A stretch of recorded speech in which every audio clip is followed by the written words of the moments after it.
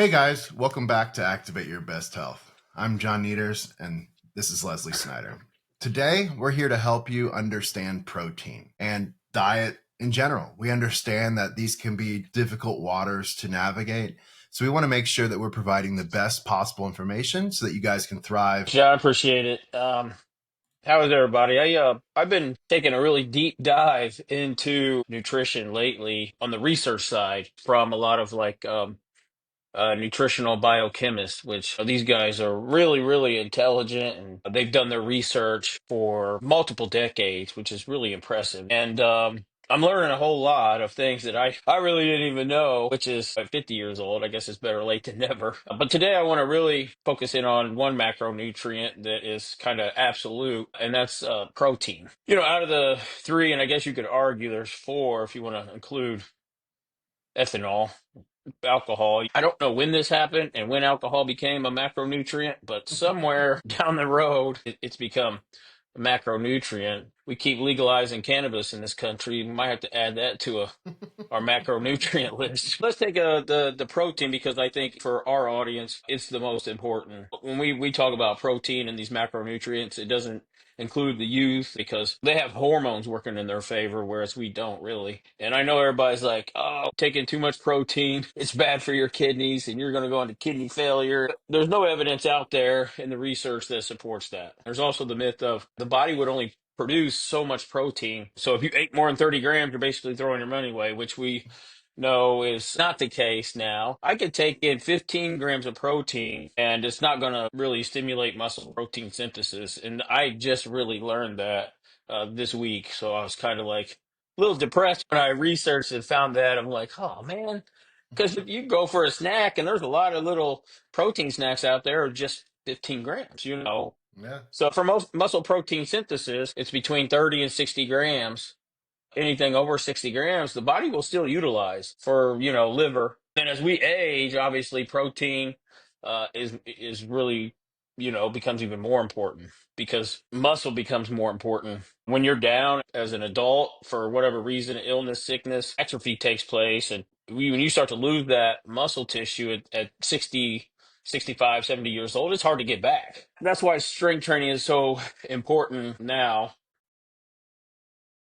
There's you know, a lot of like different diets out there that, you know, people may not get the same proteins. So if I'm a vegan or vegetarian and I'm getting plant-based proteins, the body only will only use about 60% of these plant-based proteins because the protein in plants are meant for the plant. I eat a lot of plant protein, but I take in 192 grams of protein per day or more. If you're taking in that much protein, then you're probably going to be fine on the leucine side. But if you're taking in the RDA's minimal 0.8 grams per kilogram of body weight, then you're kidding yourself. You need as an adult at least 120 to 130 grams of protein per day, and that's females included. If you start to increase those proteins and keep your fat at least 20%. I can't hammer that home enough either. That variable is that carbohydrate there. Remember, when you up that protein intake, you also up in calories. We always do diets of the one absolute. Okay. And it's not a percentage. So protein's not a percentage of the diet. It's a number. So we want to get at least, that 20% of the diet minimum of fat. And then that variable is the carbohydrates. So that's the best way to really coach nutrition by far. So the other amino acids, along with leucine, you're going to want to incorporate are lysine and methionine. Yes. So leucine is considered like one of the most important for building muscle mass. It also is part of protein synthesis and muscle repair. And that's daily. So that one's a daily amino acid. Lysine and the other ones are not. It's basically maximizing the absorption of other compounds. So like for lysine, it's for proper calcium absorption, immune function, also with hormones as well. With methionine, that's going to be for detoxification processes. It helps the absorption of zinc, which is crucial for antioxidant factor and detoxing as well, and then selenium as well. So that it kind of helps the absorption with those. The important thing there is if you're going to get into supplementation, right? We've both been around the supplement game for a long time now. We both know that there are quality companies and there are some companies that aren't quite at that level. Let's just say it like that. Yeah. Finding a good company that actually has third-party testing as well as first-party testing, obviously, and they're adhering to certain standards is crucial. Normally going to Walmart for some of these things is probably not going to be your best bet for finding brands that are trying to have the highest of standards. They're just trying to hit that bottom line to hit those volume numbers. Ones that we personally like, I'm a huge fan of Vimergy. I know that you have your preferred brands as well. Yeah, What yeah. are some of your favorites as well, Leslie? If you're talking about protein supplements, I usually go with the product that has Okay. vegan powder, stuff like that. When it comes to supplements, with protein and my creatine, First I stay form. with Ghost products on those because they're all disclosed. Everything that's in there Yeah. is disclosed. A lot of them say proprietary blend.